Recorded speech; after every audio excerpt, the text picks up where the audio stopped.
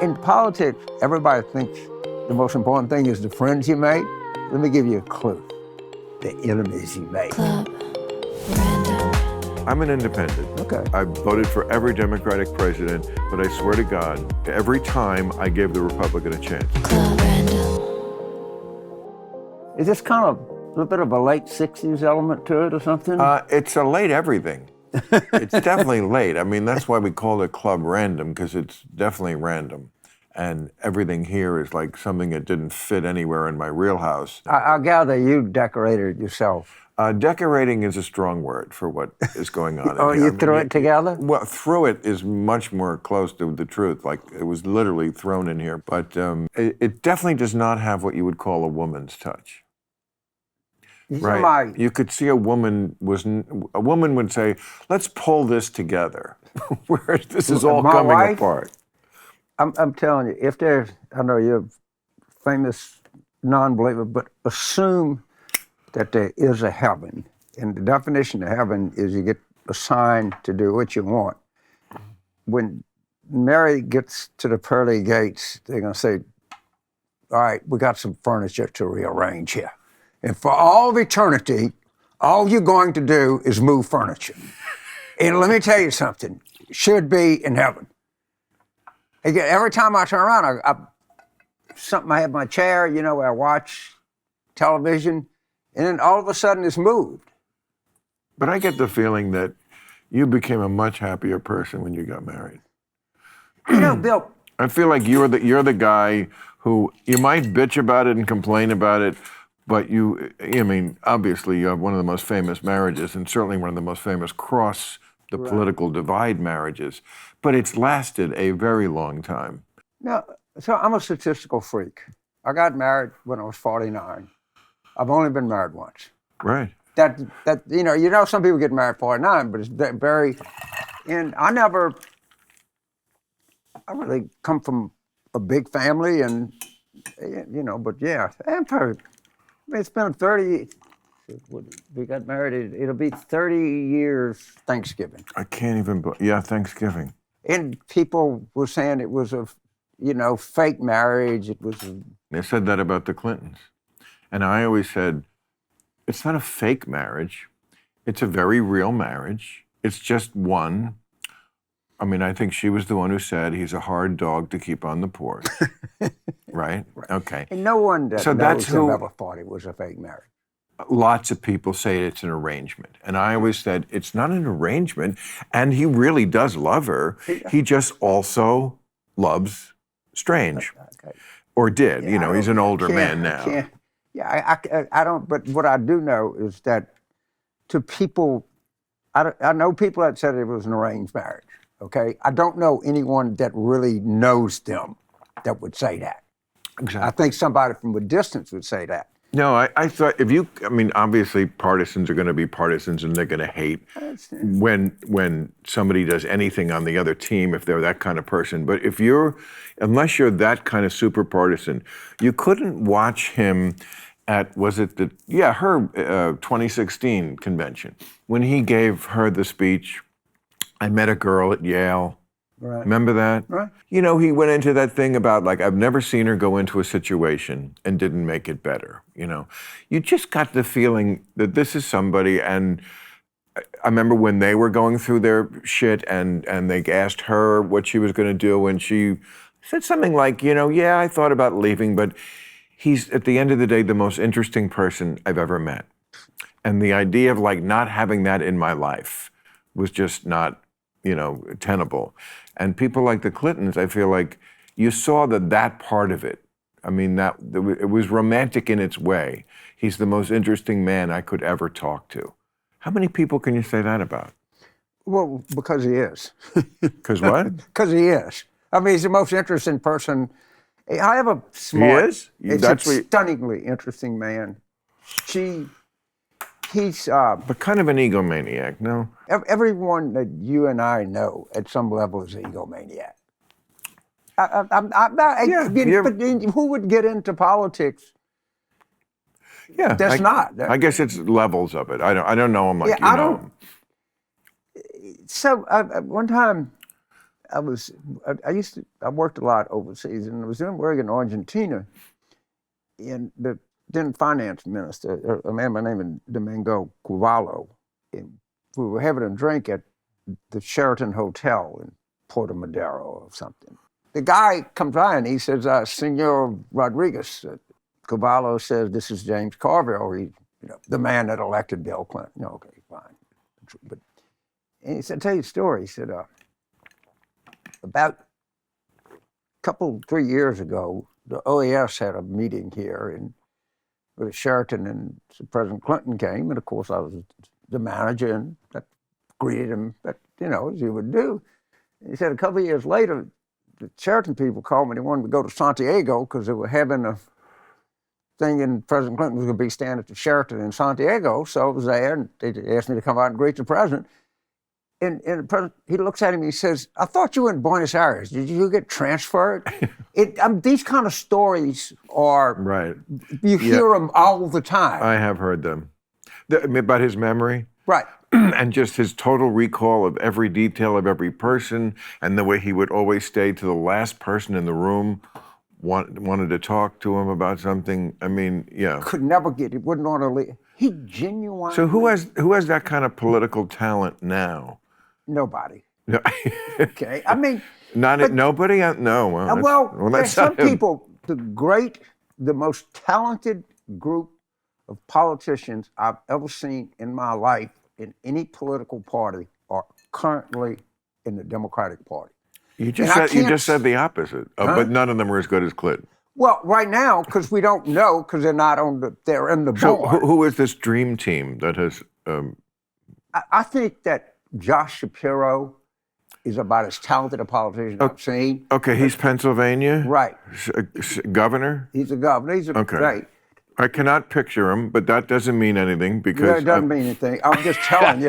You hadn't seen him because Wes Moore, who I did, Wes and I did real time with you during the pandemic, and the whole fucking thing went down. Governor of Maryland. He's governor of Maryland. African-American governor of Maryland. The governor of Kentucky could be Clinton-esque talent. Oh, what's his name again? Andy Beshear. Andy Beshear, right.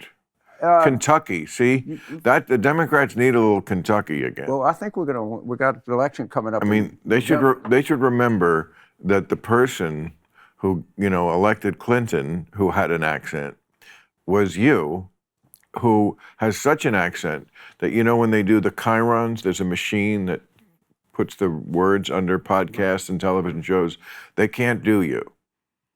Because they don't know what the fuck you're saying. So it comes out gibberish. But you talk and think like America. That's what the Democrats need. They do. There is this image that, so if you get a couple of voters from wherever, and you ask them, when you think of the Democratic Party, what do you think? Inevitably, they're urban. They kind of look out after the cities, and they're old. All right? Right. Could you imagine what would happen if we put 5 people on the stage that had string a sentence together and had original thoughts and energy, but original thoughts in politics? Are different. Let's not go crazy. But there's so fucking much talent out there at every level. Talent. So what is political talent? So you're saying these guys are talented, Beshear, and any women in this group? Whitmer, right. Gina Ramalto. Gina Ramalto is really talented. It was the former governor of Rhode Island. She's now the Secretary of Commerce. Is Rhode Island a state? Really? Come on. I don't know, but they think they are. I have a lot of friends in that. Wouldn't it be great if we could snap our fingers and actually have another constitutional convention where you didn't have to, because nothing will ever change in this impacted colon of a country, because you could never convince enough people who all hate each other now to get behind sensible things. But if you could just be the king in a constitutional convention, some of the things, I would definitely get rid of every state gets 2 senators no matter how many people, so that California gets 2 with 40 million people, and the Dakota Territory gets 4. That would go, but you could never get people to agree. Actually, it's a big thing on the right to have a new constitutional convention. I want to say like Really? 19 or yes, they've had states. What do they want to get rid of? It's The all in there. 14th Amendment. It's all they in- hate the 14th Amendment. Really? Oh God. Most of the Constitution's fucked up shit is in their favor. The Second Amendment and the two senator bullshit. They hate the Reconstruction Amendment. They particularly, the 14th Amendment is equal process, Right.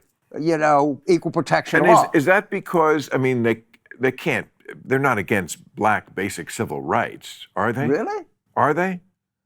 Well, how was Basic such a civil- civil right that your vote counts and they gerrymander these fucking districts and like. Yeah, but they would, of course, I understand what you're saying, and of course they do that, but are they doing it because minorities don't vote for them? In other words, if minorities voted for them, I don't think it's a race thing. Some of it is, but it's more of a, if you don't vote for us thing, then we're going to try to make it that you can't vote. I think they'd be happy to. They'd be happy to take. They said in Wisconsin, some Republicans said, these college kids just roll out of bed and go vote. Well, what the fuck are you supposed to do? All my life, I've rolled out of bed and I'm going to vote. What's wrong with that?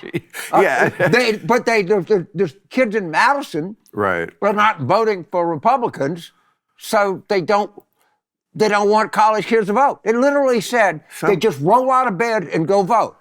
Everybody that votes rolls out of bed and goes to vote. Absolutely. That's so silly. As if you needed like a month to think about it when you already knew who you were going to vote for 2 years before. But somebody in the race currently wants to raise the voting age to 25. Might be Vivek. He was like everything that he had a Harvard degree. He was a tech bro. Yeah. It was totally fucking crazy. And so they're all right. And he said, look, I'll get in, I'll fix Ukraine. We'll just give Russia whatever they got. Ukraine will keep what they got. And then we'll say, Russia, you can't have a military alliance with China. No, Great. I mean, Vivek sat right there and we chopped it up for quite a while. And, I said to him, I find you both disarming and very alarming because he is unabashed. I mean, he insists that he is not running to be Trump's vice president. No, he would never accept that. He's been the CEO of a company, and I like the guy. But, and he could never go back. He'd go from CEO to vice president of the world. Yeah, I think you could. Anyway, so he, to me, looks like he's running to be Trump's vice president because or if Trump, somehow can't run or, has a heart attack or something, he is positioned as the Trump. They're never. But they even hate Ron DeSantis. Who does? The MAGA base, because DeSantis has done the unforgivable thing. Rob Swami is at least smart. If something happens to Trump, right? The MAGA will, he never attacked him. There's no chance they're gonna vote for Mike Pence. No. Of course not. Well, that was never in the cards. No. Well, I mean, you talk about political talent, or just, I always say he looked like the pilot in the film that they show before the plane takes off, who goes over the safety shit. And, oh my God, you have to have a little pizzazz, no matter, right? But you're saying it's because it's all about loyalty to the cult leader. The whole thing. Yes, I agree. So DeSantis thinks that he can go out in outright wing Trump. That's not what motivates these people. Well, that is kind of what Vivek is doing because, when he said, I want to get rid of 75% of the government, that's out-Trumping Trump. I mean, Trump don't want to get rid of any of the government. He just wants to control it. Yeah, of course. But right. But I'm saying, if you're going to be that kind of meat-throwing, fire-breathing, salivating, drooling Republican, Vivek is like, you might as well go all the way because that is what, he won, didn't he win that debate? When I look at a Republican debate, the way that I determine the winner is the one that irritated me the most. Because if you're fucking irritating me, you're winning there. Right. So I've scored in reverse order. So who irritated you the most? That's such a hard one. DeSantis, the side of him. You know who irritated me the most? Doug Borgham. or as I call him, President Doug Borgham. Just I'm sure he's a sweet guy, but like the ego of like, and what did his wife tell him after? You killed it. Totally nailed it. I think there's going to be a groundswell. I mean, it's just like, come on, man. And the other guy on the end, Hutchinson. Oh, Asa? You would like, he's a perfectly I nice know, man. but For God's sake, the only politician in America who looks older than Biden. He's going to be yeah. And he went into that thing about like the guy that don't give a shit is Chris Christie. He's just going to budge in Trump till he'll chase him around to whatever. They don't give a fuck. Let me ask you this. You're good for to ask this. This came up in conversation at dinner tonight with people. Somebody was saying that, Chris Christie has been to 150 Bruce Springsteen shows. A New Jersey thing. Right. You got your Louisiana thing. Right. New Jersey. And Bruce Springsteen is awesome, And he's good. And Bruce Springsteen's a really good Democrat. Well, that's the point. So is Jimmy Buffett, by the way. Yeah, I know Jimmy. I remember Jimmy. Yeah, he's a good Democrat. Almost everybody in show business is a Democrat. Yeah, because they know. Well, also, it's just like, I'm an independent. Okay. I voted for every Democratic president, but I swear to God, every time I gave the Republican a chance. In other words, I looked at the choices. I didn't just automatically vote Democrat, but I legitimately thought, yes, Bill Clinton will be better as a president than George Bush or Bob Dole would. And then I looked at George Bush and I looked at John Kerry and Al Gore and legitimately said, no, these guys are going to be smarter and more compassionate and more effective. And I don't regret that. And then, Obama with McCain and Romney, I looked at them. I don't hate either John McCain or Mitt Romney. There's things to admire about both of them. But I still thought, no, Obama. Maybe if it was them against some lesser Democrat along the way who I didn't like. But I just think that to me is how I do it. I know that's not where you are. Yeah, I mean, look, when I was a kid, it's the only people that wanted to help black people were the National Democrats. And I grew up in very when you grew up in another era, it was reversed. Right.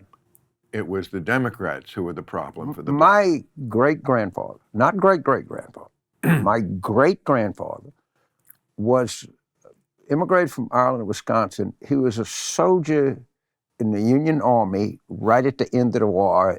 We cannot confirm if he ever saw any combat. He was a classic carpetbagger. He moved to Louisiana. Right. He ran and won. He was in the state legislature. He was a Republican. He was actually like the floor leader for Governor Pinchback, who was the first black governor. Remember, Doug Wilder was the first elected black governor. Right. Right. Yeah. And what is his name? Pinchback? Governor Pinchback was a governor of. Sounds like a sketch on the old Steve Allen show. Yeah. Governor Pinchback and Remember that thing you Senator did? Filibuster. I am Senator Filibuster. One of the best real-time routines for a political consultant is the Melanie Stansbury and how they did these negative ads. Oh, right. You remember that? I watch that piece. Oh, young Kim is in color. I can recite the entire fucking thing. It's one of my favorite things that you ever did. That makes me feel so good. But let me ask you this Bruce Springsteen thing. Okay, so Chris Christie's been to 150 Bruce Springsteen concerts, obviously a big fan. And there was just an article, I guess, in the paper that said, finally, maybe Bruce is sort of stopping from just completely freezing him out. I saw that. He wouldn't talk to him. I saw that. Just my point of view, but I feel like Bruce Springsteen shouldn't have done that. When Chris was on the show last time, I called him and we laughed about it. I said, "You're what I call a as good as it gets Republican, and this country should get the fuck over itself and realize it's a big place with lots of people that don't think like you, and you can't hate everybody who's not just completely on your page. It's not going to get a lot better than Chris Christie as Republicans go." The things we don't like about Republicans. And to hate those kind of people where, no, I will not be your friend, I will not talk to you, maybe it would get better by being friends with people like that. Yeah, I've done events with him. He's come over. He's a personal. People don't. There's something people don't realize. But he's not a monster who he could play one Right. in But- like a movie, but Connecticut does not have a culture. Okay, I'm serious. New Jersey actually has a culture. Like Bruce Springsteen is too. I mean, he's like a cultural icon. And Yes. They go to the shore. They don't go to Cape Cod. They don't go to Miami. We went to the shore. This is my upbringing. And they actually have a culture. They have iconic things. Yes, And we say water, and for some reason they think that's pronouncing it wrong. I don't understand that. I don't know either. I just wish people could, get over themselves a little bit about like who they won't fucking mingle with. Mingle, This is so right? right. It's so Mingle. But it's now become everything is a purity test, and I don't. That's what I'm saying. I don't like that. I don't either. I don't like it. And I did an editorial once where you and Mary were in it and I quoted the thing about you getting married on Thanksgiving because it was one of these pleas I've done to like, look, the people who you don't completely agree with are not the enemy. You know, the three most important words in a relationship are not "I love you," they're "let it go." Right? Let it go. And I think, and it was a very sweet thing we said about you and Mary, and I think we quoted her as saying, yeah, our idea of fun isn't to argue about the earned income tax credit or something. Like, you just don't waste your time, right? You don't waste your time. Here's a key to a relationship. Kids, don't go there if you know that's not a place where if you do go, you're going to have a good time. Right? Isn't that a lot of it? I stuck my finger in that socket. About the fifth time, I said, I'm just not going to stick my finger in it. I'm a slow learner. Well, right? I would say at our age, the key, for me anyway, I'm not going to speak for you, but the key components that I really treasure are acceptance and comfort. Like when I was 21, I backpacked in Europe and stayed in hostels. I was okay at 21. I couldn't do it now. And acceptance, just like, accept. Yeah, we're not going to agree on everything. And it's okay. Everybody just has such a fucking bad attitude.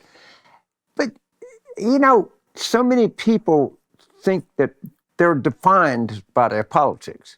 Right. And So true. Politics is part of my definition. And look, if you're like a racist, we're not going to get along very well. No. And Of course. if I see you, I'll tell you hello, but I really don't.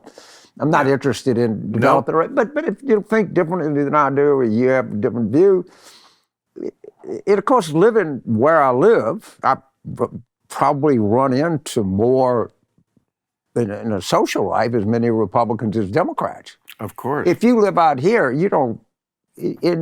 Right, because you're in the D.C. area. Right. Right. I mean, it's the town industry. It's like what show business here is, or Detroit with cars, right? But a lot of these people get along better than you think, but they can't. I saw that the first time I did something in Washington in 1995, Politically Incorrect. Right. Remember that show? I'd been on for 2 years. Right. And I was doing whatever that dinner is where the White House correspondent. I think maybe that was it. Anyway, I said under my breath at one point, I fucked up a joke and I went, oh, fuck it. And the next year, People magazine said, last year, Bill Maher delivered an obscenity-laced monologue. But anyway, I saw Newt Gingrich and Clinton backstage, and they were getting along fabulously. And that's when I knew, okay, this is a big show. I remember that so vividly, seeing them in the wings, talking, laughing. You could tell just by the eye contact, they didn't hate each other. It's one of the things about Washington. It's a very prudish place. Yes. I mean, in like, they believe that they're the upholders of some morality, sexual standard for the rest of the country, and they're full of shit. They're just like everybody else. Worse. I remember they had Imus when Clinton was president. Yeah. Like, well, if you fucking invite Imus, if you invite a snake, don't be surprised if it bites you. That's what the guy does. And they were all like aghast. And I went on some show and I said, everybody needs to calm down. You don't get mad at him. Get the people that invited him. If you invite Bill Maher, he's going to bite you. Yeah, I don't think I even bit anybody that day. I don't remember. I mean, it was so long ago, but... when during the scandals, oh my God, people were like fainting in the street. Well, I mean, the problem with a room like that for a comedian is that there's almost nothing that isn't somehow offensive to somebody. And if you try to rise above that to the degree of their sensitivity, what you'll be saying will be so bland. Which is why they really shouldn't ever hire a political comedian in that place anyway. Nobody ever succeeds, really, very few. Stephen Colbert did awesome, I have to say, with Bush. That was a brilliant moment. I got to give him that. But usually that is just, they should have a fucking juggler or a ventriloquist or something, because everybody can just enjoy together. It's all about, so this is the way the White House Correspondents' Center works. So everybody, they want someone because they take their advertisers. Because they what? They take their advertisers. So the Washington Post has a table. Oh, right. And so they want to have somebody that sorry, Chiron operator. Visa, like. It's the same thing with ABC. It became the first celebrity. Remember Fawn Hall? Fawn Hall was whose? It was right during the Reagan administration. Who was she? She was somebody's mistress? Yeah, Fawn Hall. Somebody bought her to the White House Correspondents' Center. Was it scandalous? No, it started a trend where they would have Colbert, Imus, or Bill Maher. But I feel like Fawn Hall. I'm sorry, Fawn, if this is a. She had something to do with Ollie North. Yeah. Maybe I'm just trying to make this hotter than it was, but I love that name, and somehow I feel like she was hot and was fucking somebody. But again, that just could be my mind going where it wants to go. You and I have the same mind. Everybody's fucking somebody else. She was selling missiles to Adnan Khashoggi. I mean, I don't know. Right. But it's amazing the mist of time, right? Like, there was a time when Fawn Hall, we both would have known exactly who that was. Remember Donna Rice? Now, Donna Rice, of course, was Gary Hart's mistress. And the pimp or not, I don't know. The pimp was a guy from Louisiana, Bill Broadhurst. Pimp? Well, he was the guy that brought them together on the boat with the famous picture. I don't know. Yeah, I mean, he said she asked if she could sit on my lap or something, and I chose to be a gentleman. And but then when she started twerking, he started putting 20s in her G-string, I was like, come on. I mean, now we're going to get suspicious. But he was the one who famously said to the press, Follow me. Yeah. Right. And, I mean, you could Carl not... Taylor was the reporter. First of all, you don't even have to invite the press these days to do that. But you couldn't even imagine baiting them like that, because they were like, well, of course we're going to... We're following you already, you moron. Paul Taylor was the reporter that broke that story to Washington Post. Do you think they really were having an affair? You know, I assume that everybody's fucking everybody else, and then if I'm wrong, I'm willing to revive my opinion, but I gotta go in with fucking unless proved otherwise. Right. I just assume, and then somebody says, no, actually, no, okay. I mean, I don't care. Yeah. Fine with me. Did you know that if you're an employer who's hiring, the average cost per hire is $4,700? If you're investing that much money into each new hire, you want to get it right. So what's the most effective way to find the best people for your roles? ZipRecruiter. See for yourself. Right now, you can try it for free at ZipRecruiter.com/random and experience the value ZipRecruiter brings to hiring. ZipRecruiter finds you more qualified candidates faster. Once you post your job, ZipRecruiter's smart technology works quickly to identify people whose skills and experience match it. ZipRecruiter sends you a list of available great matches for your job so you can review the top ones. It's simple. ZipRecruiter helps you get hiring right. 4 out of 5 employers who post on ZipRecruiter get a quality candidate within the first day. See for yourself. Go to this exclusive web address to try ZipRecruiter for free before you commit. ZipRecruiter.com/random. Again, that's ZipRecruiter.com/random. ZipRecruiter, the smartest way to hire. Everybody's always busy and it's hard to find wholesome, convenient meals for jam-packed days. Factor, America's #1 ready-to-eat meal kit, can help you fuel up fast with meals delivered straight to your door. So you'll save time, eat well, and stay on track with your healthy lifestyle. And I know because Factor sent me their food and it was so good that my chef threatened to quit.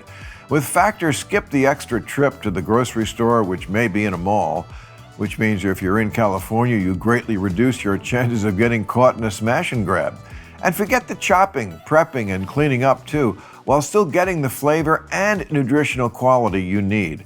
Factor's fresh, never frozen meals are ready in just 2 minutes, so all you have to do is heat and enjoy. Choose from more than 34 weekly dietitian-approved meals and level up with Gourmet Plus options, prepared to perfection by chefs and ready to eat in record time.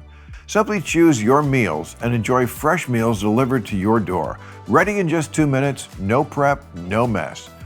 Head to factormeals.com/random50 and use code RANDOM50 to get 50% off. That's code RANDOM50 at factormeals.com/random50 to get 50% off. It's amazing the way the sex scandal, you know. Well, Trump just blew past. He just Right. the one thing that we'll have to say about him is he said, I could shoot someone on Fifth Avenue and my people wouldn't give a shit. He actually is an adjudicated rapist on Fifth Avenue. A court of competent jurisdiction, a judge said by any common definition of the word rape, you raped that woman. This is the dressing room one? Yeah. Okay, I mean, that may have happened, but I mean, this But was, a jury in a court said it did. That fucking means nothing to me because I know what they know, which is nothing. They know 2 people said 2 different things about something that happened in the 90s and of which there's no witnesses or tape. Well, you know so what? I can't, look, I hate Donald Trump as much as I anybody, understand. but I can't say for sure I just know that. Just because 9 people said they think that, I can't. First of all, But yes, they had more evidence. In other words, did? yes. So she told me what was this the happened. evidence? What was the that evidence? Other people that she told contemporaneous with it. Well, which you is know, okay. whatever. A jury said that, that he you know did. what? You know more about this case than apparently I do, and maybe if I knew everything, I would be completely agree with you. I know that a jury. Yeah. I tend to have more faith than most people in juries. I think most of them really try to weigh what's there, and I do know that a jury. But now I get too technical here, but by a preponderance of the evidence, Right.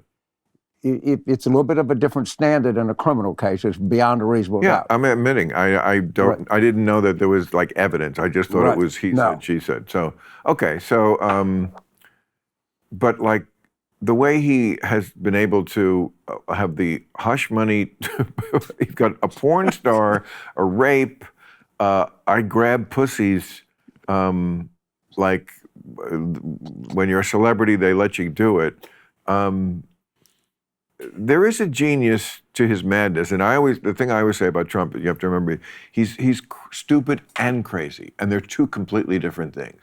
And this is like the crazy part works for him because he's without a mechanism to edit or to pull back. So, you know, as my friend Jimmy always says, insanity photographs. You can't take your eyes off him. Obviously, whenever they put him on TV, the ratings go through the roof. And that's why insane people are charismatic. You can't look away. So when he does all this, I mean, not just sexual stuff, but certainly the sexual stuff, it's like I'm going to own. No one else in the world would even think of this as a strategy, and he has no strategy. It's just what he feels. He's all id. But to own that, to own being this kind of guy, and half the country likes it. Or at least it's not a deal breaker because they feel like it's honest.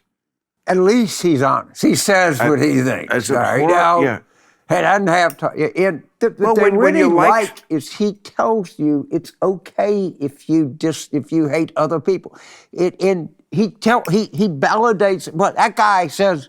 I like because he says what I think. Well, he plays on the fact that his people think that your people hate them and look down on them and see them as deplorables. I mean, I think they take... Do you know, there's some truth to that. Oh, there's a lot of truth to that. And I'm as good a Democrat as the next person. But you hear this shit, so I don't know if we ever talked about this before, but the best example I've ever seen was in early 2020, before the pandemic. LSU played Clemson in the Superdome in New Orleans for the national championship.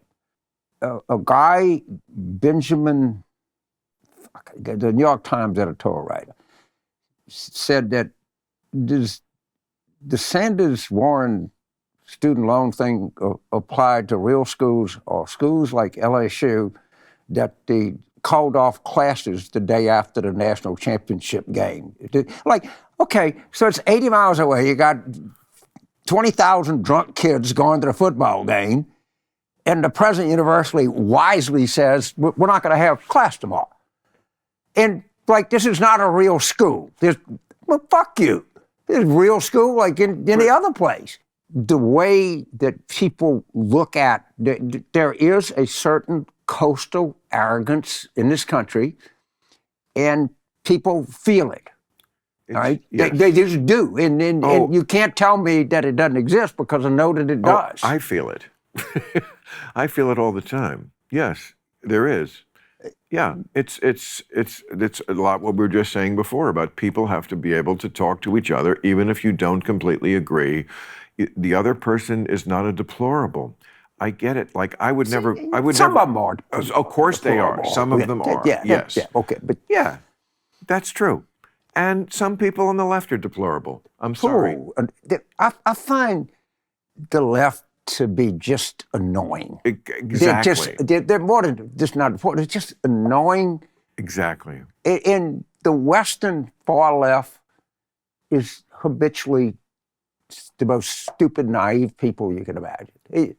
And they come up with these really goofy constructs, and it's all about feeling good about yourself. Yeah, well, just feeling, as opposed to like free speech. Like if your feelings are hurt, that's more important than free speech. You know, I told my students, I said, the only reason that I have not invited David Duke to this class is I am a fucking moral coward. I don't want the president of the university to crap a pineapple. Oh my God. I don't want to.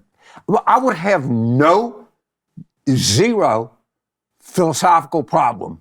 And if I'm your teacher and this son of a bitch comes and changes your mind, then shame on me.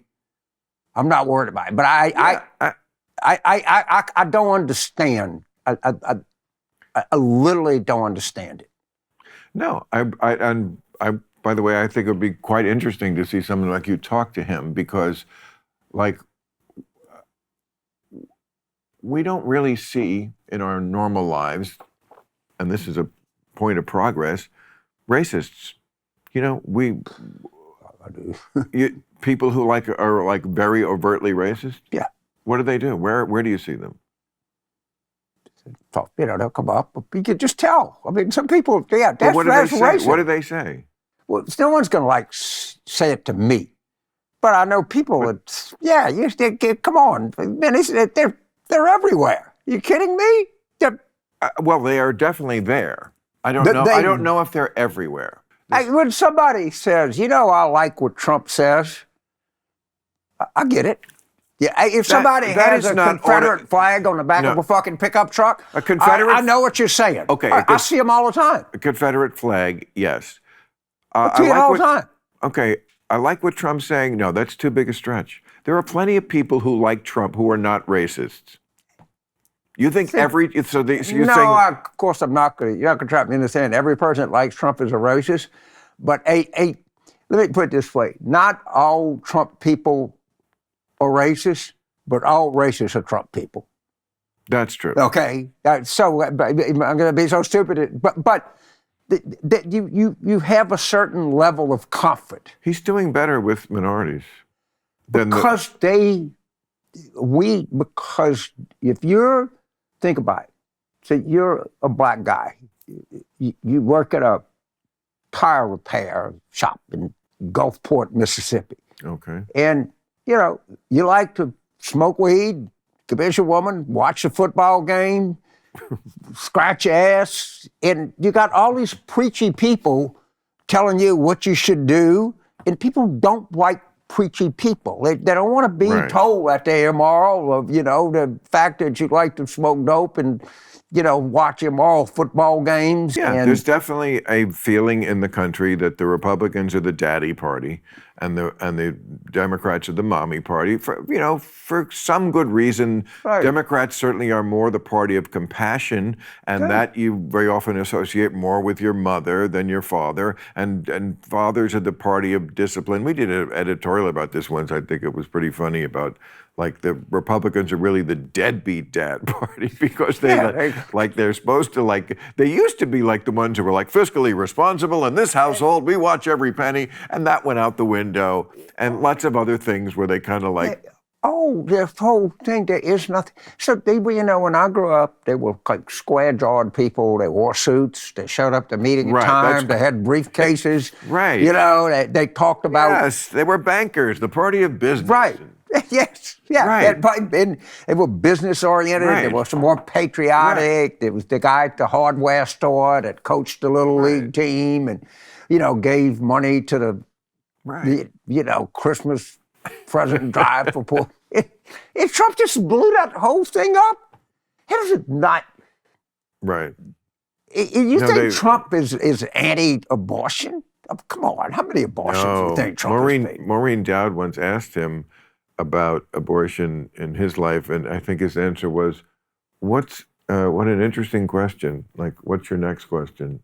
He just, And again, he gets away because he's insane.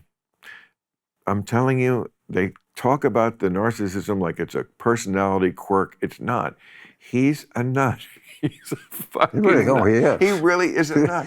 The fact that he commits his crimes in public and confesses to them, and I got rid of the FBI director because there was a lot of pressure on me. Yes, that's your interior monologue. There's a lot of pressure on me because the FBI's looking into me for good reason. You don't say. So I invited the Russians in. I mean, it's so beyond it.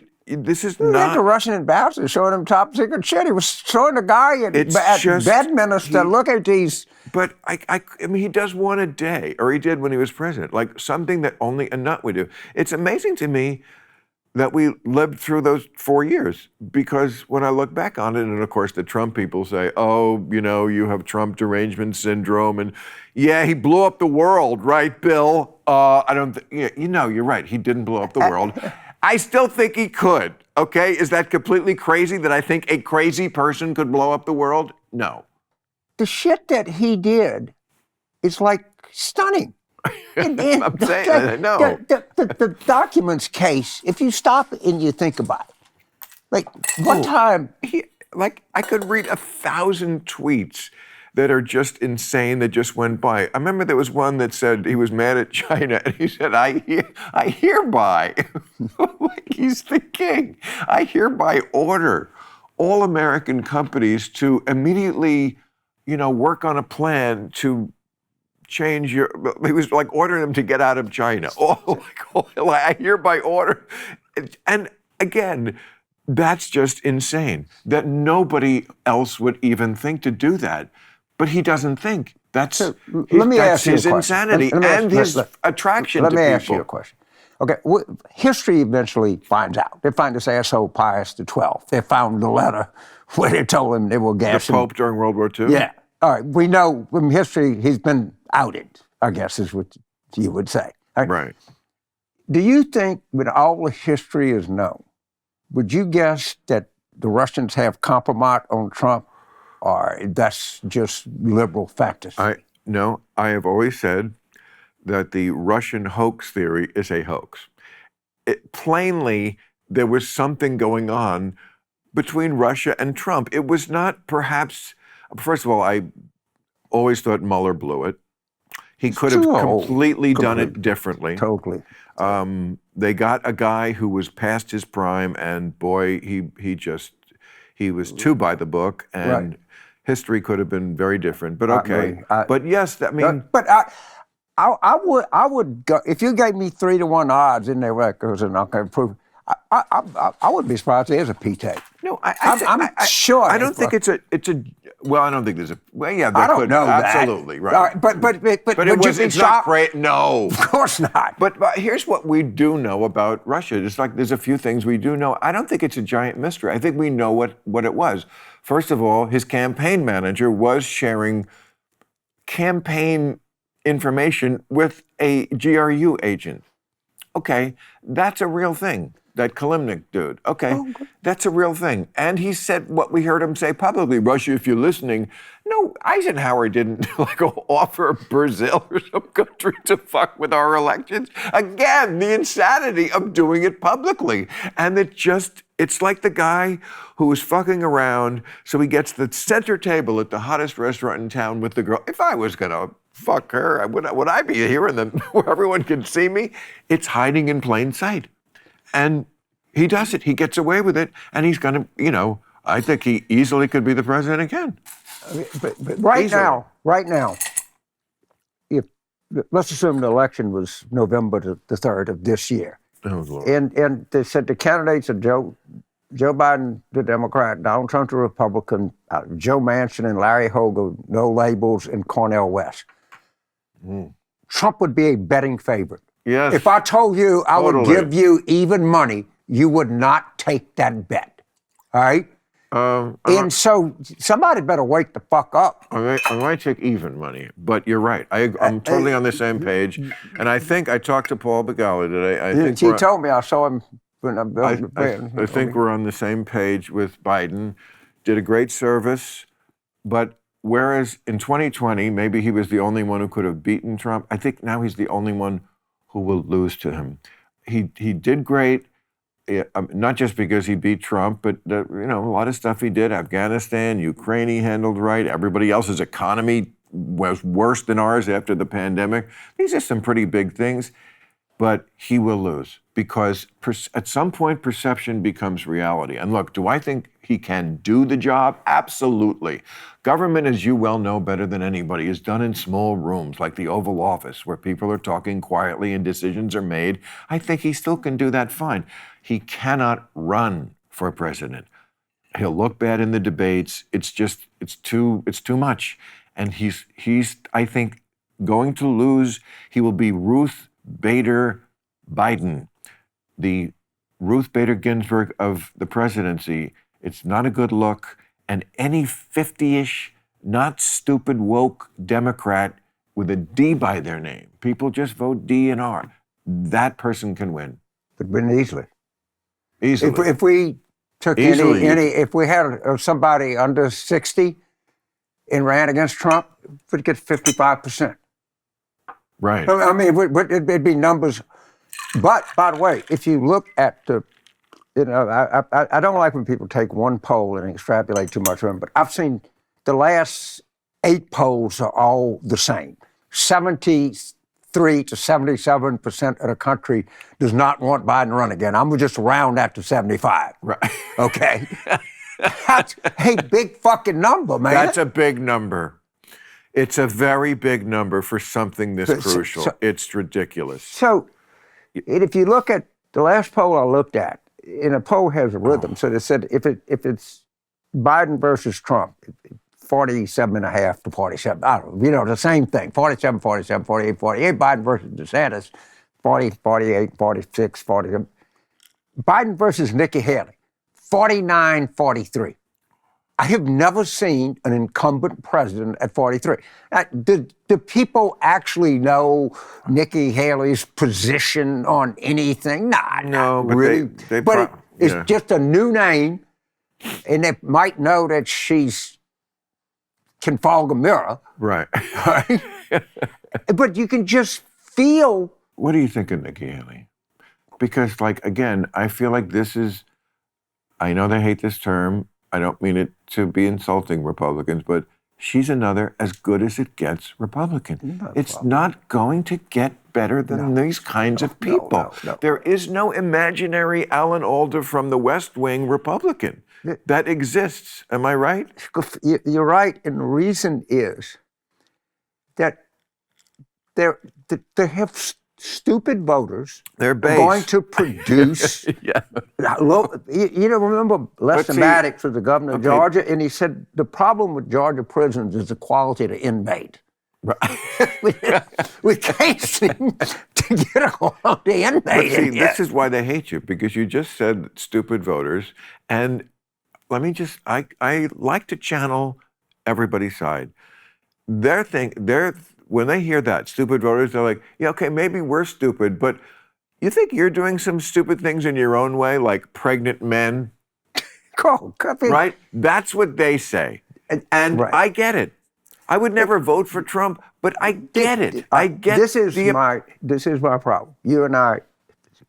The problem is you and I are of the Democratic Party, the percent of Democrats, and we know this over a huge number of polls. So what do you describe? About 10 or 11% of Democrats describe themselves as progressive liberal, whatever that means. Is that right? Okay. Yes. It's a very, and this is survey after survey, and these people are annoying, silly, but they come to you because you live here, you work in entertainment, the identity left is all around you. Yes. Most people don't even know what they're talking about. I know. By the way, the number of MAGA people is 65%. So we pay a greater price for 10% of our party than they pay for 65% of their party. And our people, the identity left are silly. They're not evil. They're just goofy. They have the original word woke, and I did some research on this. The first time that people think it came up was a black jazz musician who was born around Shreveport, died in a jail in Houston. And the word was to denote that black people need to be woke in their interactions with the police. I've heard that also. Which seemed like a good idea. That's what they call in the military, situational awareness. Absolutely. And then what happened was overeducated coastal white people got a hold to the word, and as they do everything else, they completely fucked it up and pissed everybody in the country off. Now you're speaking my language. And if we just could get the humanities faculty at Amherst to shut the fuck up, we'd be a lot better off. You know, it's so funny. My friends who are around my age, 40, they're always bitching about their kids, you know, who are in their 20s, because they're just like out of control, super woke, and they drive them crazy. And it's like, it's old thinking, Mom. You don't get it. And I said to them, just tell them, get what? Like abolish the police?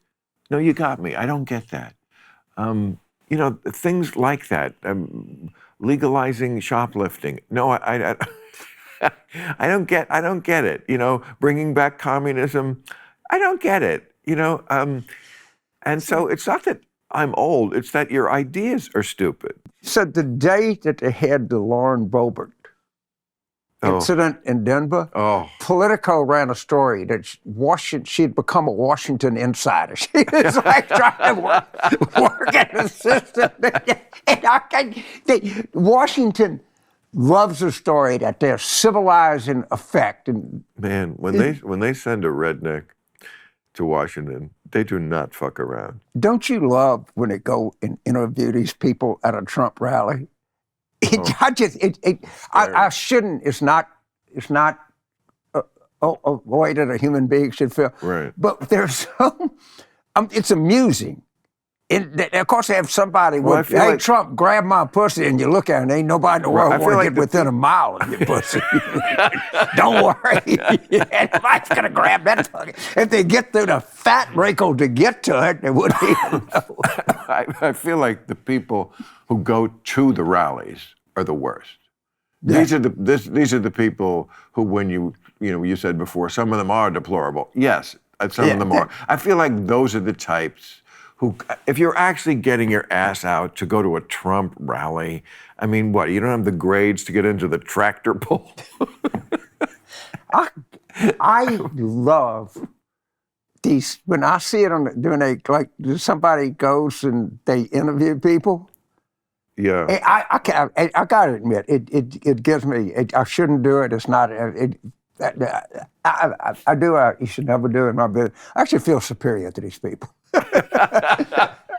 Jeez, I'm pretty fucking stupid, but this is like... Right. Whereas the obnoxious left feels superior to you. But See, I laugh at the obnoxious right. I find them humorous. Oh, I find them both humorous. Obnoxious left, they believe that they actually want Trump to win re-election.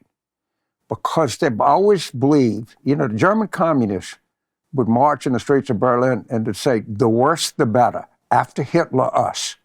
And the left, if you read these really left-wing things, they believe that there are sleeper cells all around the country, and once they're exposed to the real thing, to, real distribution and state ownership, they're going to rise up, and working people are going to seize the proletariat. My favorite thing in all of politics is the dictatorship of the proletariat. This is what? Is a communist left wing back in the 19th century called it the dictatorship of the proletariat.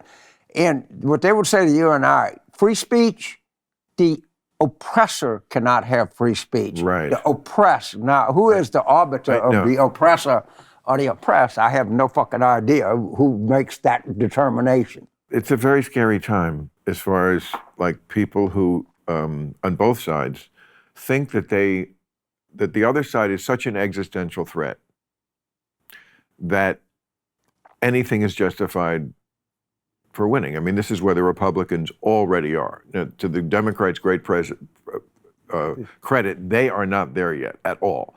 The Republicans are the only ones who think these people are so nuts, and sometimes they are nuts, we've been talking about it, they're so nuts that we can't let them take over because, it'll just be all pregnant men all the time, that kind of thing. So they're like, if it takes a right-wing coup and nullifying elections, okay, that's where they are as a party. That's why they won't. Why Christie's the only one who's going against Trump, and he's not going to win doing that. You're right. No. You cannot buck that idea that the Democrats are a bigger threat. That's the philosophical underpinning of all of it. The Democrats are a bigger threat, or liberal thinkers, our whole side, is a bigger threat than Russia, than anything, than our own democracy. Like, you can fuck with elections to keep them out of power because they're nuts. And even if we are nuts, you can't do it that way. Right. We got to stick. Again, I'll come back. It's 10% of the Democratic Party as opposed to 65% of the Republican Party. Do you think Joe Biden, if you tried to explain to Joe Biden what woke is, do you think you could even explain it to him? No, he's like... What are you saying, pal? Let me get this straight now. He's like... Sorry, it's... He's like the dad who, he doesn't really understand what the kids are into, but he doesn't want to fight about it either. So when the wife is like, honey, the kids want to cut their dicks off and tear down a statue of Lincoln, he's like, whatever, I'm watching the game. You think Chuck Schumer is woke? It's counting votes. Be careful, we don't want to get primaried. Right. Okay. But I mean, most of these guys, they don't even understand it. They don't even understand what they're talking about. Right. And- Well, we did a thing once on the fact that the job in America that you can have that gives you the best prestige and the greatest perks while having zero qualifications is Congress. Like almost anything else, you need some sort of qualifications. But you can be, as Marjorie Taylor Greene was, stacking the weights at CrossFit. So No. you can get elected from prison. Yeah, president can There's be in no prison. qualifications, and yet if you get it, you have a corner office. You have the good table at the restaurant. You have people asking your opinion like you know something. You go on talk shows. People blow you. Lobbyists blow you. So okay. That's- So how would you? But that's- if you changed it, if you did a constitutional convention, all right, and I'd say fuck it. The people know it and they vote for them. What do you want me to do? No. Well, as Churchill said, it's the worst system except for all the Right. others. Right. I mean, I'm not saying we get rid of elected government, but as long as you bring up my constitutional convention, like, But- we do need to straighten out I mean, just because the system barely held last time and barely. We ain't won shit. What? We're still in jeopardy.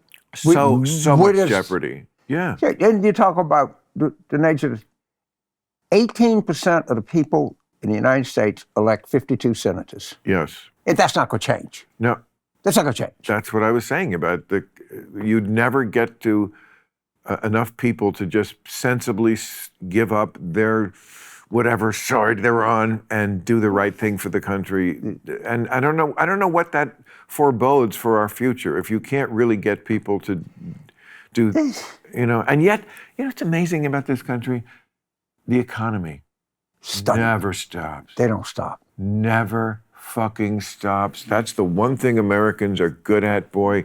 We fucking work and they love fucking spend money and spending money and making money and money. I flew out here. Wow. I went to on Delta, and if you have a American Express card, a day ticket, you can get into the club. I could not find a seat in there. And these motherfuckers were like, I went to the sundry shop to get a bottle of water to take on a plane. They were spending $90, $100. I'm like, put that fucking credit card back. You don't buy this shit here. It costs you $50. You can go. They spend, you cannot stop people from spending money. I always think the same thing when I'm out. Like, where does everyone get all this money? I I don't know. think they have it. I think the Well, pandemic so traumatized yeah. people, like, fuck it. I ain't gonna wait around and be stuck Traumatized. here. They loved it. They sat home, most of them, and got money sent to them. It was fantastic. They stopped going to work. By the way, kids now, another one of the great repercussions of their brilliant pandemic policy, kids now, did you see this in the paper? Don't go to school anymore. Oh, not at nearly the rates they did. And truancy levels, just people who go, yeah, I don't feel like going today.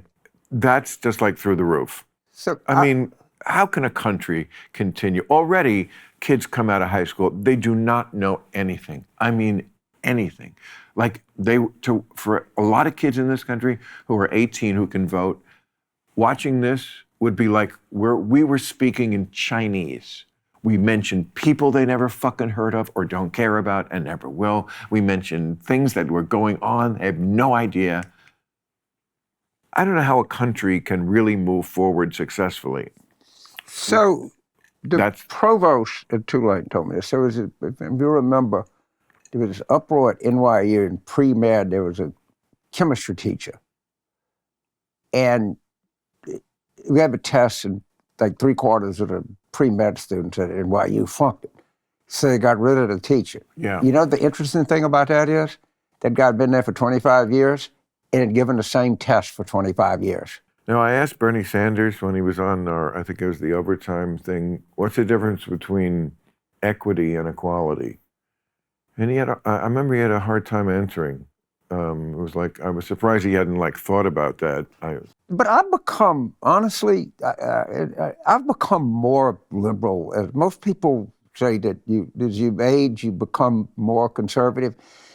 I actually think I've become more liberal. Like on what issue are you more? I'll give you one. Daycare. I never thought about daycare. Really? Well, I didn't have kids, and I was in my 50s, and I was working for No, but the I mean, as a president. political issue, it must have been an issue with Clinton. It was somewhat, but Daycare? I thought that's huge issue. So I have a grandchild, and my daughter is in graduate school at LSU, and she called me. She never asked me. She says, "Dad, we got to get him in LSU daycare." And if you think about it, all these universities have to have daycare, and they have childhood development teachers and students. Right. And, okay, so Sure. it's the faculty, and it costs very little. If you, we were talking about this on camera, and the cameraman told me that he pays more for daycare than his mortgage. Every other country has free daycare. All of these people are complaining we can't get enough employees. Well, do what Elizabeth Warren had. Federal daycare. It's the best idea. We ought to have that. That's not the federal government getting it. You can take your kid. They can get nutrition. They can interact with other kids. They can do that. And mom can work and come back and pick you up after work. You just ask people what daycare costs for ordinary people. And if you can get it, it's stunning. And that is a block. If you want to have equality for women, you would start with free or very inexpensive, high-quality daycare. Yeah, I think you're right. I've just become like fanatically liberal on that. I don't think, see, to me, that is the definition of not fanatically liberal, that's the definition of classically liberal. That's when I say to people, I'm mostly an old school liberal, that's the kind of stuff I'm in. It's practical. It's not just catching you at something. It's actually trying to fix something. Now, it all depends on how you do it. I mean, I also am very skeptical of how we fucking spend money because the amount we waste is astronomical. I was just shocked at how much of COVID money was just flat out stolen or given away to fucking rich people. That kind of stuff pisses me off, and it doesn't, make me lose my liberal card if I go, there's a certain amount of money that if you waste, I'm going to notice. I get it. You can't transfer money except with the leaky bucket. I get it. I'm not asking for a completely unleaky bucket, but what you got there is a handle because it's all going out. But daycare, something like daycare, I get that one. That's like a classic program that because it probably would fix like so many other things down the road. Would there be shady operators getting into it with some fucking private equity people decide that, yes. It's like people say, well, in Ukraine, there's corruption, the money we give them. The oldest profession in the world is prostitution. The second oldest is war. And the third oldest, followed by about 3 seconds, is war profiteering. Yeah. All right. You know how much war profiteering there was in the Union during the Civil War? Or Iraq. Iraq? Yeah. World War II. I mean. Yeah, but World War II, that's the one they were pretty good on. They had a commission. They did. That like people were in line. They were scared. I mean, there was some people did well, but in Civil War they really did well. There was a year or two when American car companies made no cars because they were only making. That's true, making normal ones. Yeah. Yeah. Yes. The only cars they made were like that big fucking thing that. But the car companies, it's great, but they got paid for it. Okay. Oh, of course. Yeah, I do, as they should. I mean, I don't have them. No. People like that make bullets, they pay for them. But it is amazing, like, as shitty as it seems everything is going, like, you're right. People are just out there living their best life and spending a lot of money, and it just doesn't have the feel that we're at the end of the empire. And I'm sure there are people who look at us talking this way about, we're on the edge, but we kind of are. Okay, certainly politically. Like I always kind of think I've had a kind of optimistic view of the world. I don't know if I do. I mean, No, first of all, this climate thing. Okay, we ought to respect everybody. Everybody is entitled to an opinion. We don't have to agree with people. I'd like to haul off and punch some of these fucking people right in the mouth, okay? I mean, are you looking at Right. what's happening in the world I know. and telling me this is some kind of, your guy Vivek? My guy, Well, okay. Vivek. But Vivek. he said it's a hoax. Okay, you got to learn his name, Vivek Ramaswamy. Okay, all right, Vivek. because I'm terrible at names. At the I know. At the Republican debate, they all purposefully fucked up his name to that's the way they do a debate. Like, Right. his subtle, dog whistle, he's foreign because I can't even say it. And the one who really, I thought, showed me she wants it badly, Nikki Haley fucked up his name, and she's also yeah, Indian. I was like, oh, it too, Nikki. Really? Come on. Right. Come on. You don't get to be governor of South Carolina, but that being the number one. But I mean, isn't that great that even South Carolina, and I say even, I'm sure that's insulting to the people of South Carolina, but come on, pretty southern, a lot of history of racism state. Oh, really? Yeah. So for them to have a governor who's not white, it's like, What, you're not impressed by that Tell at all? you a story about South Carolina. This is, I don't know, it's been 10 years ago, maybe a little bit more. Let's get a call to Senator Lindsey Graham wants to talk to you. I said, great, so call. James, how you doing? It's fine, Senator. He said, there's a thing in Charleston called the Hibernia Society, and they don't ever have Democrats, but they want to know if you'd come speak to them. Okay. I said, well, Senator calls me, it's Charleston. It was like during the springtime. So I go there, and these motherfuckers are like in tuxedos, and they lined up. And so I'm sitting on the podium, and the guy that ordered Sanford, Mark Sanford. Yeah, I remember. Okay, and it was during the whole thing in Argentina. Trail. Right. Right. So I look under my chair, and there's a fifth of Maker's Mark. And I said, well, what is this for? So we put it there so you could drink before. I said, well, I can't sit here in front of 1,500 fucking people. I said, well, Governor Barber drank the whole thing last year. I said, well, Governor Barber is a better man than I am. And so I went to Sanford, and I said, look, I got to tag you, okay? I just can't sit up here and crack jokes for 10 minutes and act like this. He said, fine, I understand. Yeah, okay. And he wrote me a nice note out. So we're sitting there, and all of a sudden, everybody starts standing up and singing Dixie. And I'm like, fuck, what am I going to do? I mean, really? And so the moral coward that I am, I decided that I would stand up, but I wouldn't sing. Wow. And when I tell you, and there was Senator Hollins was still alive. He was there. Joe Riley was mayor of Charleston, was a Democrat, was mayor of Charleston, I don't know, for Do they still sing Dixie today? I don't know. I'd be interested. See, that's what I mean. I'm always just I just want the truth, I just want the truth about what's going on in this country. It's like that little things like that can help you know, okay, we made this more a little bit of progress. They don't fucking sing Dixie at this second. I would love to know, and maybe somebody will see this, and determine, do they still sing Dixie at the Hibernia Society? Yeah, right. And if they do, that tells us something. And if they do, that tells us something. But as generations age out, it's the people our age who are the problem. I'm sure mostly, people of a certain age, white people, who just grew up in a different time, and their lives have been perhaps not perfect and frustrating, and so they kind of take it out by having that racist strain in them.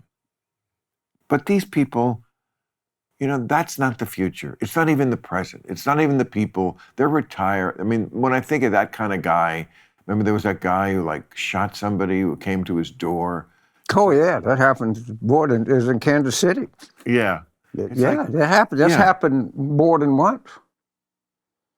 And I think the most consequential event, maybe of my lifetime, and I'm serious, I've thought about this a long time, was Bush v. Gore. Do you understand, if they would not stop that vote count, we would have an entirely different country today. Different world. An entirely different world, okay? I'm sorry. And you see, people forget this. From 1994 to 2004, you could not buy an assault weapon. You could not. It was against the law. How many people, I had Senator Murphy, Chris Murphy on my podcast. There's another guy. Jesus Christ, this guy was the Democratic nominee for president, would get 55%. Chris Murphy. Yes. Remind me? He's the senator from Connecticut. That's okay. He's the senator from Connecticut. He's very big on gun issues. Blumenthal is the other. I think Chris is Irish, but I don't know. But I think Chris Murphy. Well, Murphy. Sounds pretty Irish. Irish. It's Irish. Yeah. And Christopher is the kind of ultimate Christian. So, how old is he? 50-ish. Yes. He looks like he's done. But I'm just saying, Chris anything, Murphy. if you just, Sold. Anything, take it. Stop selling. I'll take it right now. Fucking Chris Murphy. I fucking love it. It's right. People would come out of the woodwork. Absolutely. I don't even know who the fucking guy is. Right. Done. It's okay. There are other people that would be. And you know what's great? And I told this to Chris Christie once about timing is everything. And you got to go early. Like when Obama ran, they were like, oh, he's barely been a senator. And Obama was like, exactly the point. Now you don't have like a whole like a lifetime of bullshit to like, comb through to try to get me on something. You're right, I'm new. And that's what works in America. I'm new. You don't have much on my past, and I'm new. America likes new. It's like strange. So Chris Murphy, whoever you are, come on down, because we don't know anything about you, and let's keep it that way. I'm sitting there interviewing this guy saying, Jesus, get out there and fucking run. Well, he's a white man. From Connecticut, so people are going to say, well, we can't nominate somebody from Connecticcut. We can't nominate a white. We can't nominate a male. Is he straight? I think so. If I had to, not asking, but I'm not.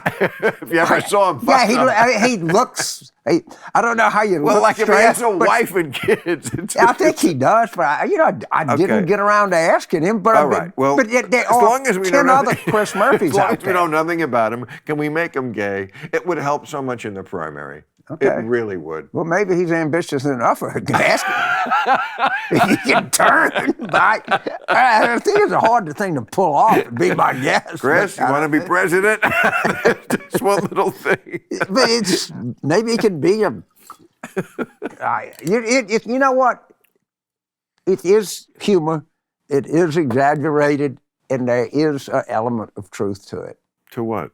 If he was gay, maybe he would be that. There's a big.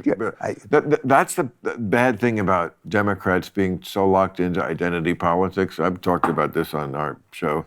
Is that like the box checking? It's almost the way they write some certain scripts these days. Like the box checking comes first, and then we write the show or go for the candidate. I mean, you cannot imagine a Democratic ticket that was two white men. Now, maybe that's the way it should be. I'm not saying it shouldn't be that way, but the fact that it's not debatable, or the fact that if there were two great white men, it just wouldn't we know this ticket of Clinton Gore, they were like from neighboring states even. Like that could never happen. And the fact that it could never happen, that bothers me. I'm all for diversity. I guess I'd say it probably wouldn't be wise. And I mean, look, we're the first party. But limiting. We nominated and elected a black president. We nominated a female. Right. I mean, I think that makes me proud to be a Democrat. And honestly, it's fine. Right. Yeah, well, I'm all for the. Don't make me the diversity villain. I'm all for it. I'm just saying I don't like things that are limiting like that. I don't. I don't know if like our governor, I think would be a very good candidate. He's talented. He's talented. Look, California's a little too woke for me and everybody, quite frankly, out here. But It's Beverly Hills is too woke for you. If you go to fucking San Bernardino or Riverside, they wouldn't know what you're talking about. Okay. It is just where in this. Okay, but I'm not going to move to Riverside. I know. But so you can win the point. You just got to deal with these people. You live in fucking paradise. It's You're going to be where at 70 degrees and.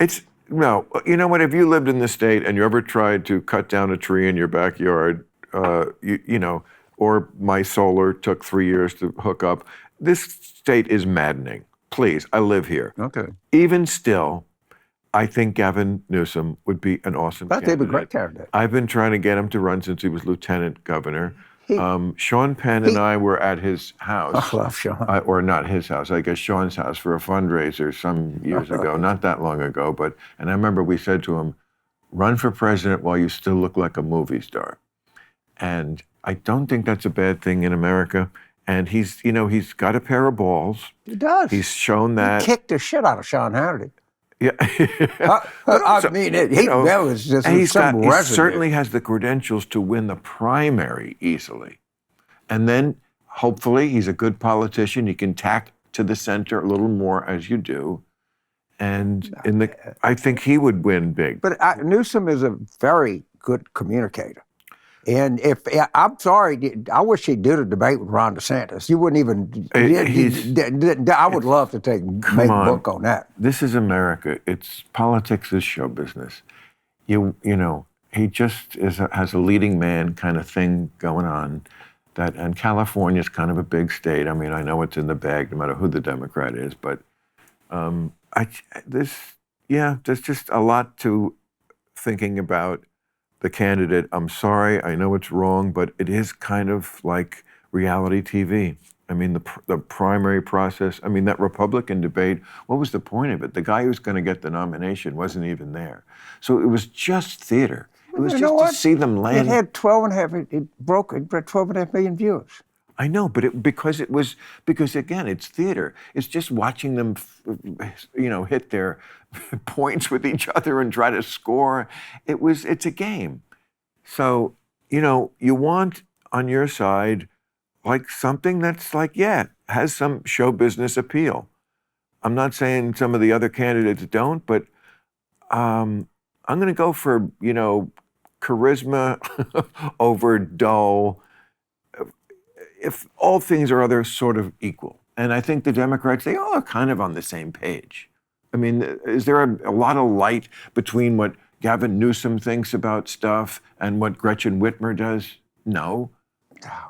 That's that, honestly, most of the stuff that the identity left wants, probably stuff I'm pretty in agreement with, for the most part. I don't agree.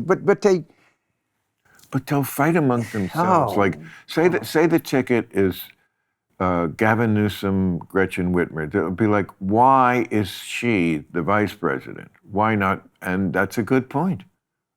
Because she ran and got more delegates. What can I say? Right. Yeah, well, yeah, right. Leave it to the voters. Right? You don't even have to decide. People know that he's a white male. They know that she's a female. Let me tell you, I've seen Gretchen Whitmer. You're not going to confuse her with a dude. Okay? Right. Yeah. Hey, Governor, how you doing? It's good. Yeah, she's a female.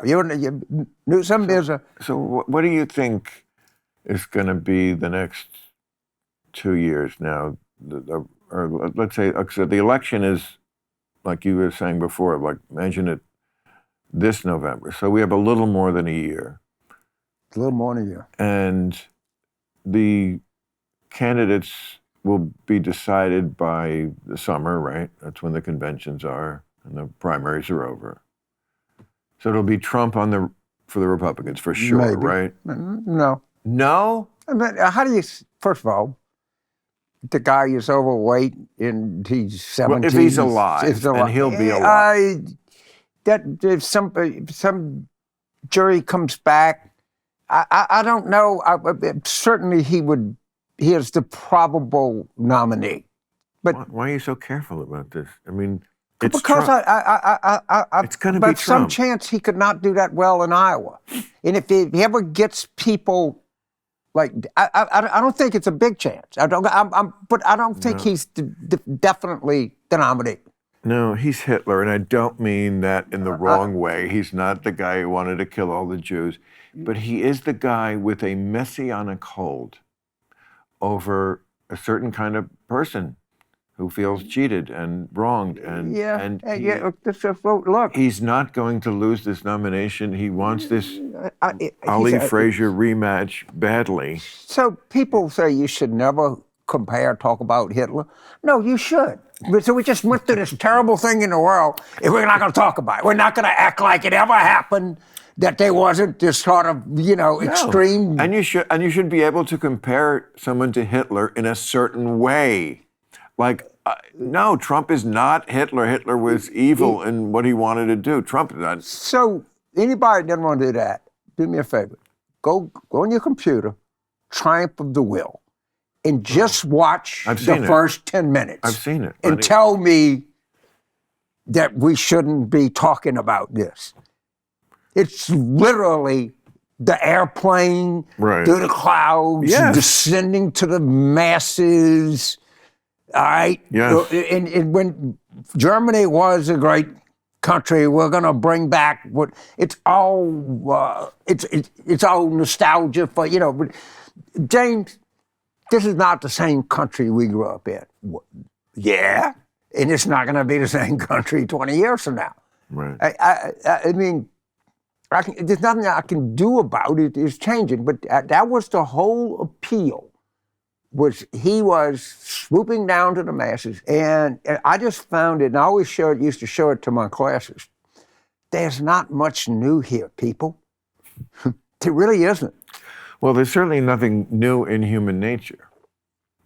That's what, I mean, I know we're all like completely in the modern era now where we're fluid and we're all trans and on the spectrum and nothing. But really, I think people are I don't think people evolve as quickly as the younger generation thinks they can, like two completely different kinds of humans. We're still the same kind of lizard brain people. We haven't advanced in 100 years, maybe in 1,000 a little bit we will, but evolution doesn't work that quickly. And we're just going to make the same kind of lizard brain decisions we always have. So the Foreign Affairs, which is a kind of Tony journal, it's got like a gray cover, and so they called me and they asked me to do Cicero's brother wrote a memo. Cicero. And my conclusion was, we haven't thought of a fucking new thing since. They were talking about filing fake lawsuits against people and how you go negative early and shit. This is like, oh my God, it was the Clinton 92 campaign. It's the economy, stupid. It's the war room. It's the same shit they had back in Cicero's brother. Well, I mean, the Greeks knew it. Well, that's what's so frustrating about, people who want to like bring back communism and stuff and think that might be worth another try. Because you know what? I know we're old and that makes us stupid because we know stuff, but we've seen people try this communism thing. Trust us. I know you don't want to read about it. Maybe that's too complicated, and Che Guevara makes a great t-shirt. I don't want to upset you, but it was a giant disaster, this communism thing. And so, let's just put that one off the table, because we did try it, and it wasn't that fucking long ago. Because we were alive for it. So the most effective anti-communists were actually the liberals. The ADA, which is the oldest, because they thought, hey, this looks kind of like not a bad idea. Right. And then they went and actually saw it and came back and said, it's a really bad idea. Most of them, yes. Yes. I mean, Stalin had a lot of fans on the left in the 1930s. He did. When they told Stalin about the night of the long knives? Sure. You know what he said? What a guy. How do we know that? I think that's pretty accurate. He said It just doesn't sound like the Stalin I know. Well, I know, he said it in Russian. What a guy. I mean, he wasn't that kind of dude, He was a Stalin. dictator. No, everything to these What a guy. Yeah. was about Okay. All right. Stalin's. There's a lot of history. Stalin was a dominant figure in World War II. Stalin, well, first of all, Stalin killed so many more people than Hitler. Oh, And does not get the credit. right. And Hitler needed a reason to kill you. Right. Stalin didn't even need a reason. A terrible reason, Yeah, but a reason, you're right. No man, no problem. That was Stalin. Yeah, And you know who adopted that? Saddam Hussein. I'm sure he did. He did. That was his. He couldn't. He didn't have enough no people person, to kill. no problem. Right. He didn't have enough people to kill. I mean, he was like, you can't argue with it. I can't. Yeah. You know, I can't get enough of Stalin because, God damn, man, this guy is. Well, again, if people think that Hitler was the biggest mass murderer of the 20th century, he was not. What about the Chinese guy? Yes, Mao. What? Yes, he also what about starved. the Japanese in World War II? Do we really? So brutal. Well, especially before World War II when they invaded China. What was their view in 1931? You what? Yeah, Right. you asked an American when World War II started, we'll say December 7th, 1941. Shit. Well, again, I promise you, the vast majority of the kids in this country couldn't tell you that if you had 1,000 guns to their head. They don't know what world, they don't know what century it was in. Some of them, you know, there's still some people being educated, but I mean, when you look at like the statistics just on reading, it's like we're below like 30%. Remember that some piece you did on Real Time where you had to go out and ask people, where's Queen Elizabeth from? And people say Egypt.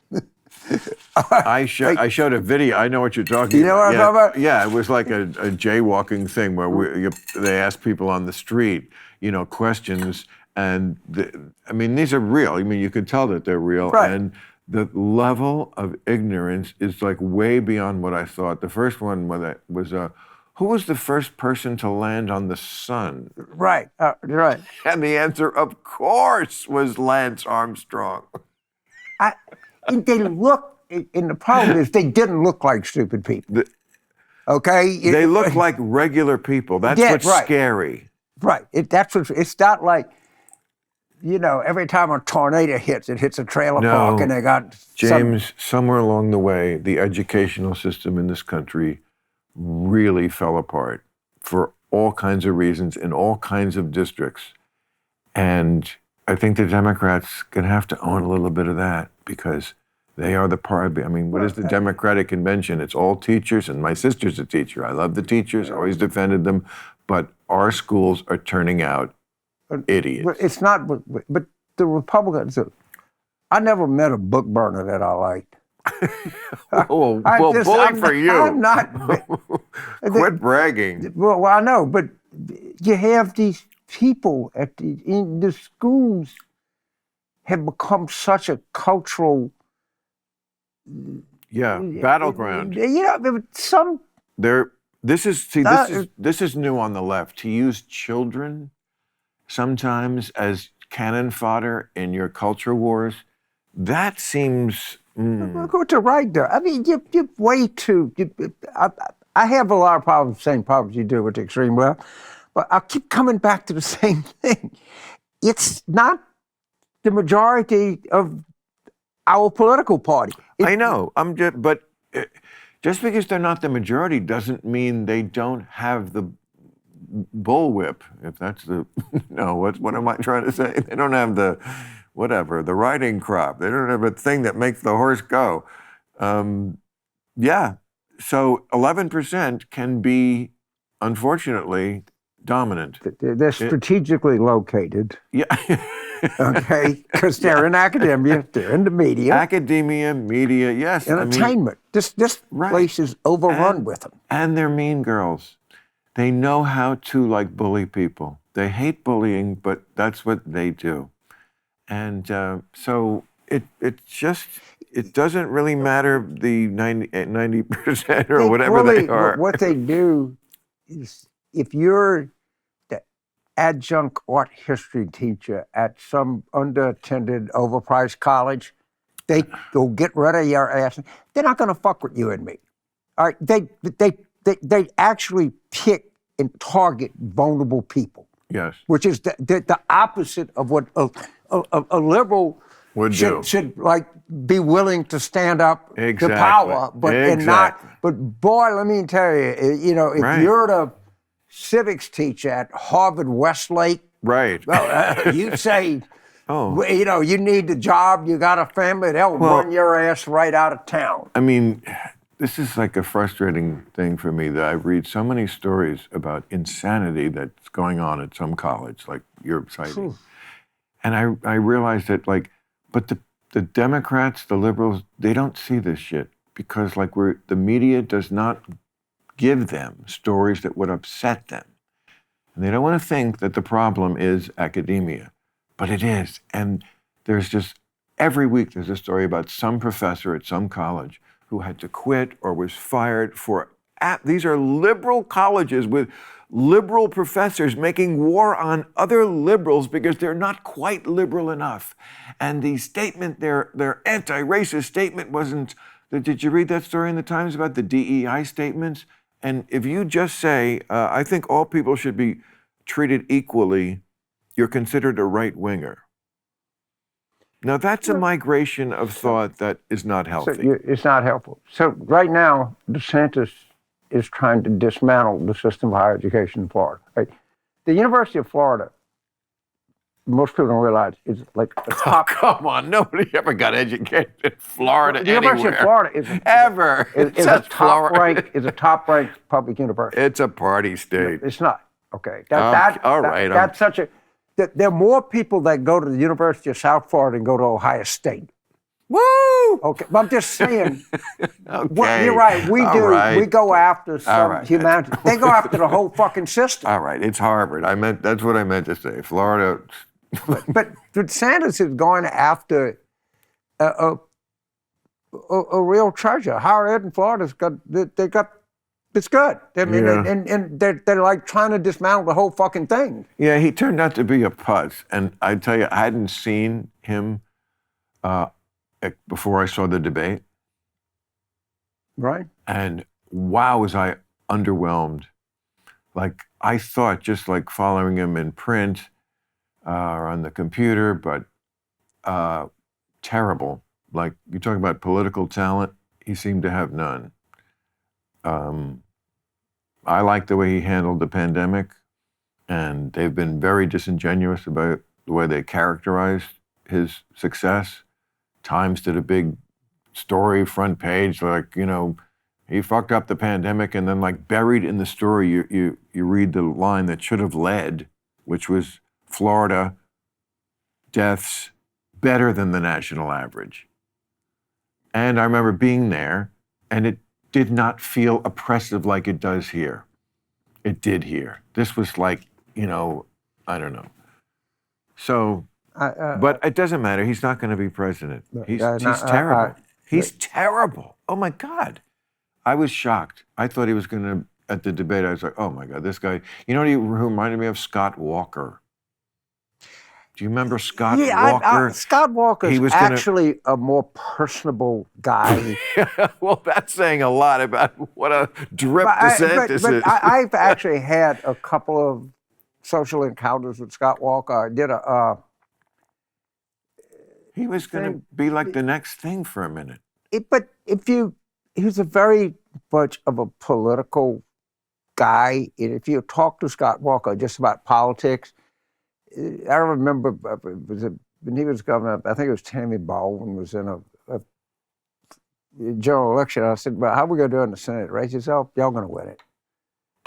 I mean, DeSantis. So you're saying there was a human there? Yeah. I mean, Scott Walker was a total political animal, but if you met him, you could see how he was successful. Whereas DeSantis is an automaton. Well, DeSantis made, so the person that this is acknowledged, there's a woman named Susie Wiles. She was actually Pat Summerall's daughter, who was a big sports broadcaster. I remember Pat Summerall. And she was DeSantis' operative. She's a Republican operative. And she was made him in the congressional race, ran his governor's thing. And Mrs. DeSantis knocked her off.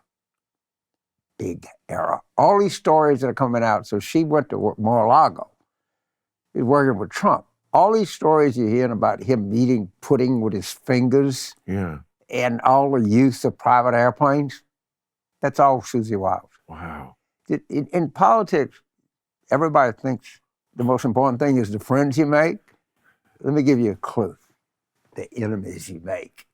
Don't make any enemies that you don't have to. Some people are, by nature, my guy wants the Senate seat, your guy wants the Senate seat, we're enemies.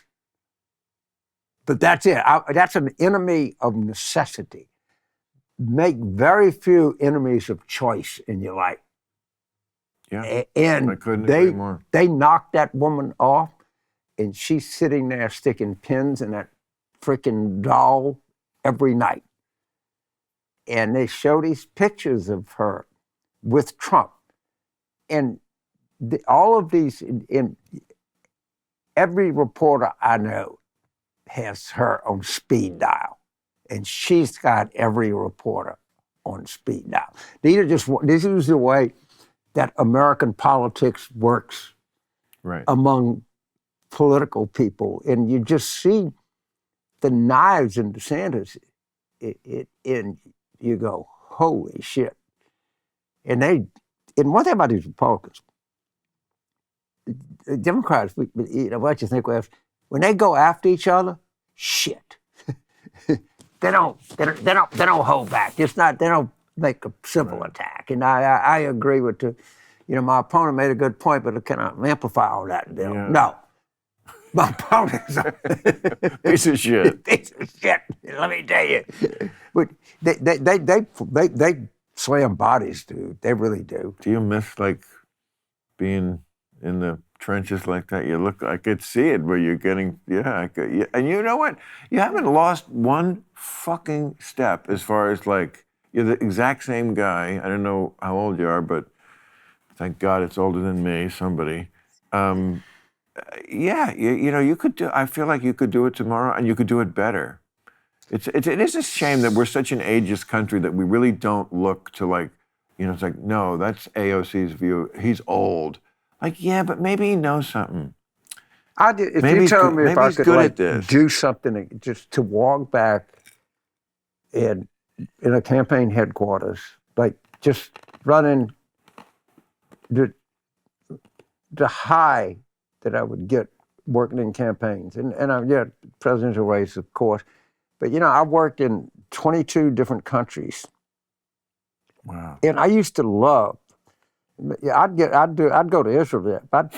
Fuck, they pick up the airport, you had to go to work. I used to do in Argentina what they call a turn and burn. I would fly down one night, work all day, and fly back the next night and sleep on the airplane. Oh my God. But I love the smell of a headquarters. I actually like politicians. As a group of people, if you told me you got to spend 2 hours with a bunch of bankers, a bunch of baseball players, a bunch of welders, or a bunch of politicians, it's in your I'd blood. actually like. Of course. By and large, I actually like politicians. People like us, we like politics. We're a little bit out of favor in culture because people used to more broadly, I think, follow politics closely, and now, they do. They argue about it a lot, but, there's a million other distractions. But we're like that generation, and some people, there's nothing quite as interesting as people vying for the most, powerful job in the world. It's like, tribes watching the two dudes fight for, who's going to be the leader of the tribe. It's our version. And I don't know why it frustrates me when I know people who are really smart, but they don't follow politics, you know. They think it's kind of like, it's like, it's impure, you know, like. Yeah. Yeah. Really? I know, but it would be less impure if you would follow it. You know, that's what I want to say. It's like, if you would follow it, then, you know, you'd be a good voter next time. You know, you'd understand what the issues, but, you know. I never, the first time I encountered these spiritual people, actually, I did a race in Texas in 1984. And I ran into like real, understand, we talked about this earlier, the real liberals, the real leftists, they like the idea of losing. It makes them feel better. These stupid fucking people, all right? I'm serious. And and they don't like politics. They think it's and I loved it. I've literally had as much fun as. Well, you know, this is me too. This is like such a holiday for me. Not that I haven't loved every guest I've had on Club Random, but I never really had one. But the whole point of this podcast was kind of to get away from politics. But, you know, I miss it. So, like, Why do you want to get away from it? Because I have Real Time on HBO. That's about politics. That show. This is something different. I think Real Time's about culture, but it's your show, well, so we're not to tell you what the mix fucking show mix is about. I'm just saying, Okay, to have somebody who was a fellow political junkie who I could just talk to for 2 hours about politics was a big treat for me. Well, it's a big treat for Yeah, me. all right. I love talking about politics. I know you do. Yeah. I could do it all night, but I've had you here for 2 fucking hours, and No, that's it's why I long. like It's it long with 10 time. minutes. Thank you. You're the best. Club Random. I love politics. Oh, me too. And I actually like politicians, for the most part. I mean, some I don't like. Club Random.